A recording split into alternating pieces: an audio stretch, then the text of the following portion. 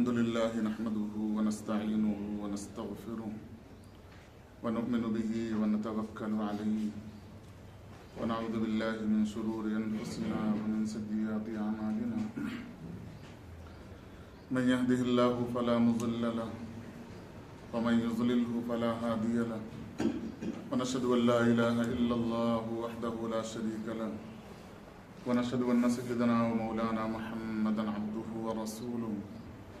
صلى الله تعالى عليه وعلى آله وأصحابه أجمعين أما بعد قال الله تبارك وتعالى في كلامه المجيد أعوذ بالله من الشيطان الرجيم بسم الله الرحمن الرحيم والتين والزيتون وطور سينين وهذا البلد الأمين لقد خلقنا الإنسان في أحسن تقويم ثم رددناه أسفل سافلين صدق الله العظيم وصدق رسوله النبي الكريم ونحن على ذلك لمن الشاهدين والشاكرين والحمد لله رب العالمين رب اشرح لي صدري ويسر لي أمري واحلل عقدة من لساني يفقهوا قولي آمين برحمتك يا أرحم الراحمين والحمد لله رب العالمين. حضرات سامعین، اللہ جل شانہ کا لاکھ لاکھ شکر اور احسان کہ اللہ جل شانہ نے ہمیں ایمان کی دولت سے نوازا اور جناب رسول کریم صلی اللہ علیہ وسلم کی امت کے اندر پیدا فرمایا، اور نبی کریم صلی اللہ علیہ وسلم کا لاکھ لاکھ شکر اور احسان کہ آپ صلی اللہ علیہ وسلم نے دین کی باتوں کو ہم تک پہنچایا۔ قرآن کریم کی ایک چھوٹی سی سورت سورہ 3 خطبے کے درمیان تلاوت کی گئی ہے، جو سلسلہ واری بیان تھا۔ سورہ علق مکمل نہیں ہوئی تھی، کچھ آیتیں سورہ علق کی باقی تھیں، لیکن کچھ وجوہات کی بنا پر اس سورت کو آج شروع کیا گیا ہے۔ دراصل کچھ ایسے موضوعات ہوتے ہیں، کچھ ایسی چیزیں وجود میں آنے لگتی ہیں جن کا بر وقت جن پر گفتگو کرنا بھی ضروری ہوتا ہے۔ مسلمان جس کو اللہ تبارک و تعالی نے آخری مذہب دے کر، آخری کتاب دے کر ایک ایسی نسبت عطا کی ہے جو نسبت امت محمدیہ کے علاوہ کسی اور کو حاصل نہیں ہے۔ وہ شرف، وہ عزت، وہ اکرام اللہ تعالی نے ہمیں عطا فرمایا ہے کہ ہم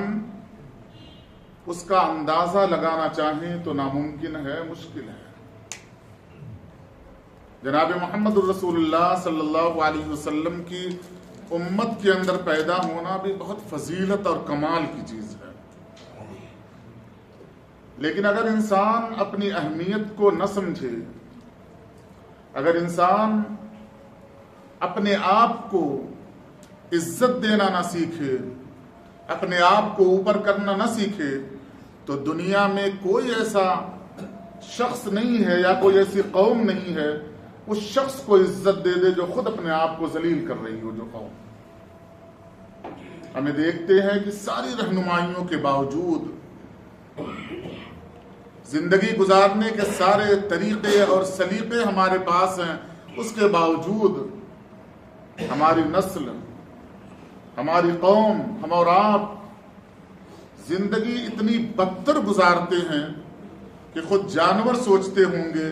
کہ کس قوم کو اللہ تبارک و تعالی نے صاحب شریعت بنا دیا۔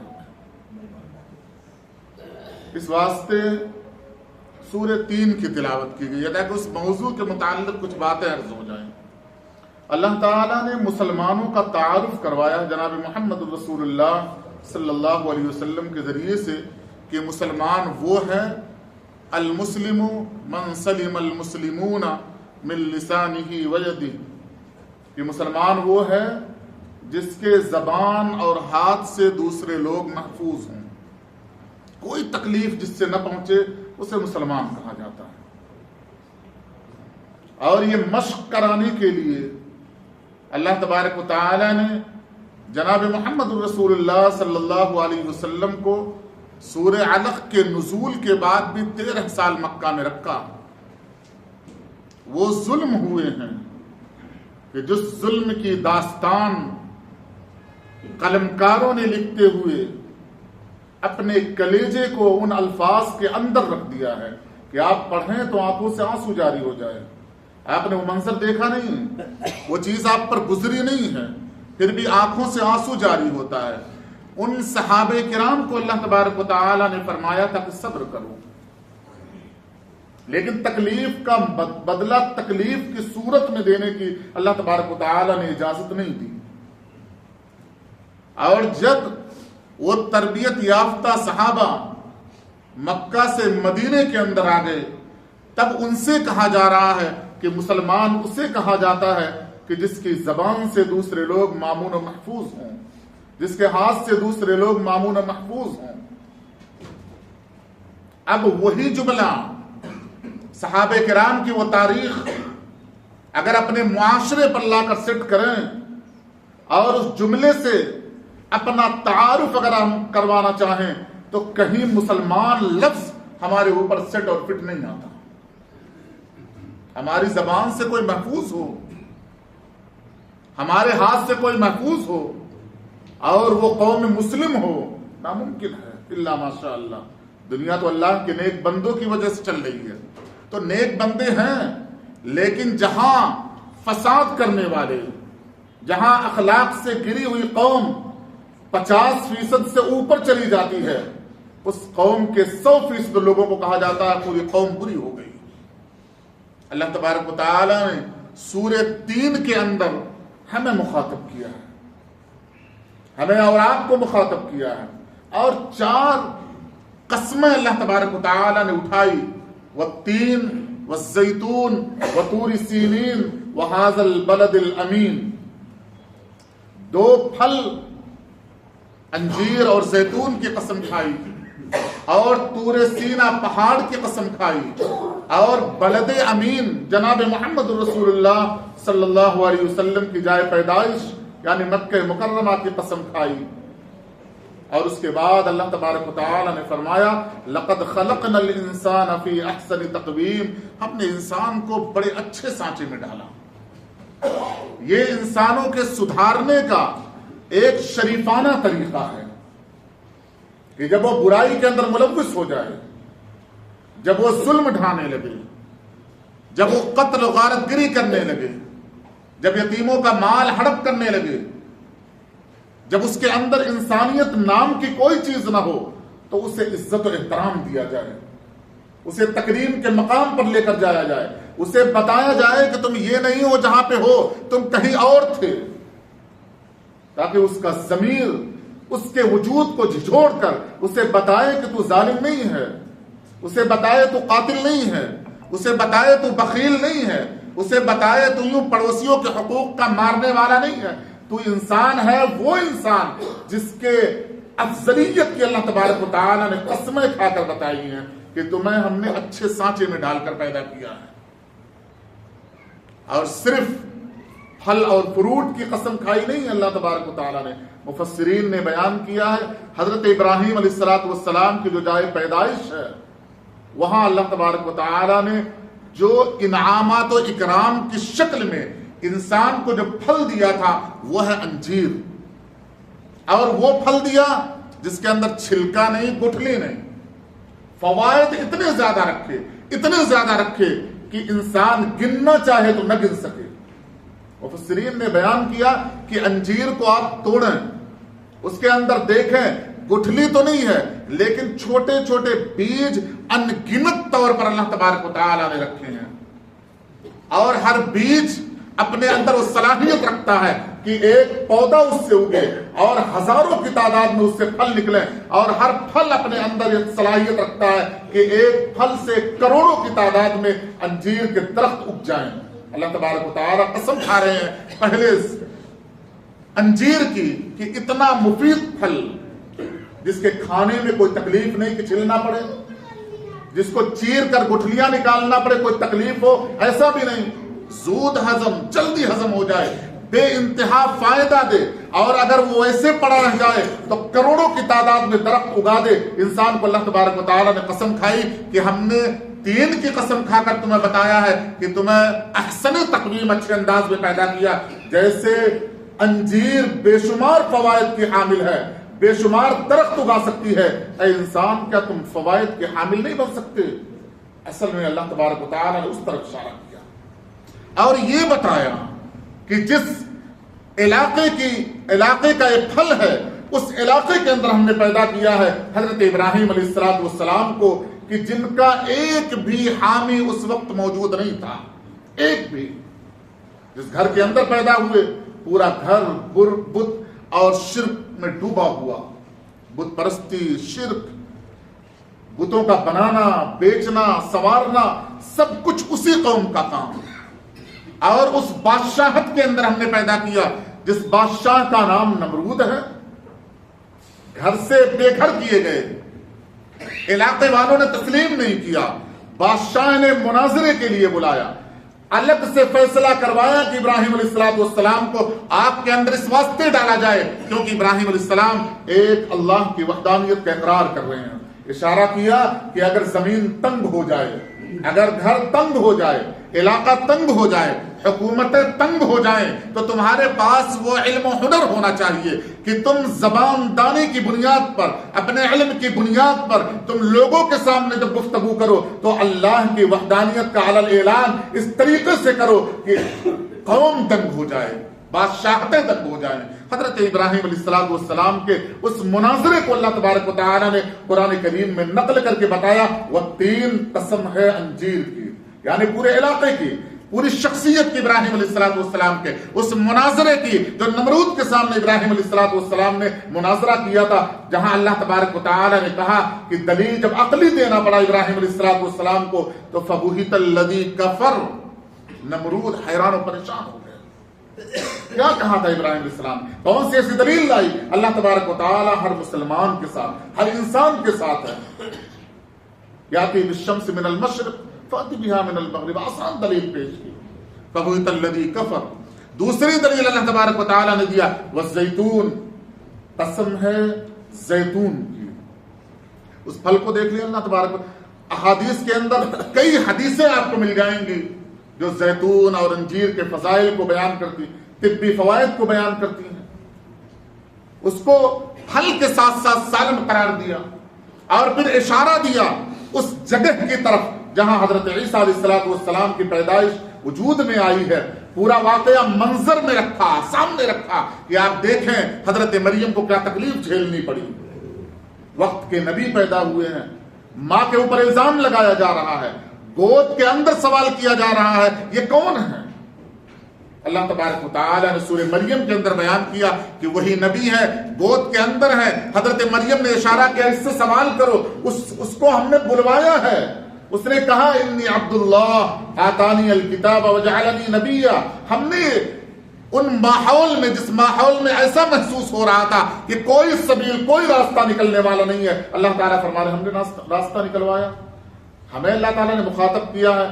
کہ وہ زیتون، قسم ہے زیتون کی، اس علاقے کی، حضرت عیسیٰ علیہ السلام کی، اس پہاڑ کی، اس جگہ کی جہاں عیسیٰ علیہ السلام پیدا ہوئے، اس پورے معاشرے کی جہاں عیسیٰ علیہ السلام کو سولی تک لے جا کر کھڑا کیا گیا۔ اللہ تبارک و تعالیٰ نے جہاں سے اٹھایا عرش کے اوپر، جہاں سے نزول کریں گے، پورے واقعے کی طرف اللہ تبارک و تعالیٰ نے اشارہ کر کے کہا اے انسان ہم نے تمہیں بڑے اچھے انداز میں پیدا کیا، ایسا نہیں پیدا کیا تھا جیسا معاشرے کے اندر تمہارا عمل ہے، جیسا معاشرے کے اندر تمہارا کام ہے، ایسا ہم نے نہیں پیدا کیا تھا۔ پھر اللہ تبارک و تعالیٰ نے فرمایا وطور سینین، قسم ہے طور سینا کی، ایک پہاڑ کی قسم کھائی اللہ تبارک و تعالیٰ نے۔ حضرت موسیٰ علیہ السلام کی نبوت اور اس پہاڑ کی عظمت کی طرف اشارہ کیا کہ دیکھو رات کی تاریکی میں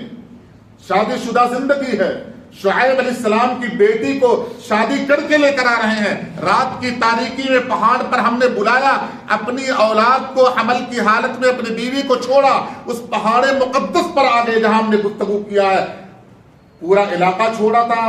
اپنے والدین کو چھوڑا، اپنے بھائی کو چھوڑا، سسرال کو چھوڑا، اب جا رہے ہیں۔ اللہ تعالیٰ فرما رہے ہیں ہم نے پہاڑ پر بلا لیا۔ اللہ تعالیٰ فرماتے ہیں یہ پوری پریشانیاں، یہ آزمائش ہے، اس آزمائشوں میں یہ مقام اللہ تبارک و تعالیٰ نے دیا ہے، اے انسان ہم نے تمہیں بہتر انداز میں پیدا کیا۔ پھر اللہ تعالیٰ نے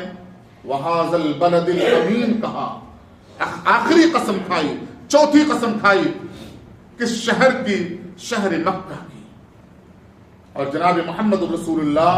صلی اللہ علیہ وسلم کی نبوت کی طرف اشارہ کیا۔ آپ پوری 53 سالہ زندگی اٹھا کر دیکھ لیں، آنکھوں کے سامنے آپ کو ہے، کوئی ڈھکی چھپی بات نہیں ہے کہ وہ لوگ جو اپنے ہیں،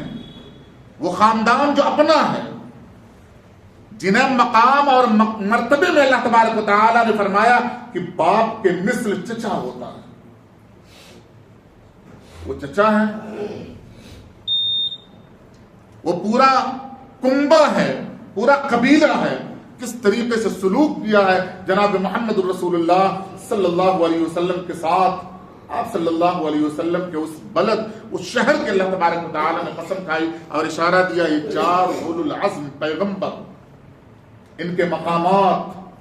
ان کے جگہوں کی وہ معروف و مشہور چیزیں، اے انسان ہم نے تمہیں بہتر انداز میں پیدا کیا۔ مفسرین نے بیان کیا جو اللہ تعالیٰ نے فرمایا لقد خلقنا الانسان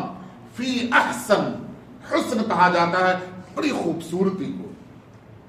بہت زیادہ کوئی خوبصورت ہو کہا جاتا ہے بڑا حسین آدمی ہے، وہ خوبصورتی جس کو سانچے میں نہ لایا جا سکے، جسے کوئی مثال نہ دی جا سکے، اسے احسن کہا جاتا ہے، بے انتہا خوبصورت، کوئی مثال نہیں ہے، کوئی ایسی مخلوق نہیں ہے جس مخلوق کی مثال دی جا سکے، دنیا کے اندر کوئی اس کی نظیر نہیں ہے۔ اللہ تعالیٰ نے انسان کو اتنا اچھا پیدا کیا۔ فرماتے ہیں مفسرین کیا گورا پن کی بنیاد پر اللہ تبارک و تعالیٰ نے یہ قسم کھائی ہے؟ فرمایا نہیں،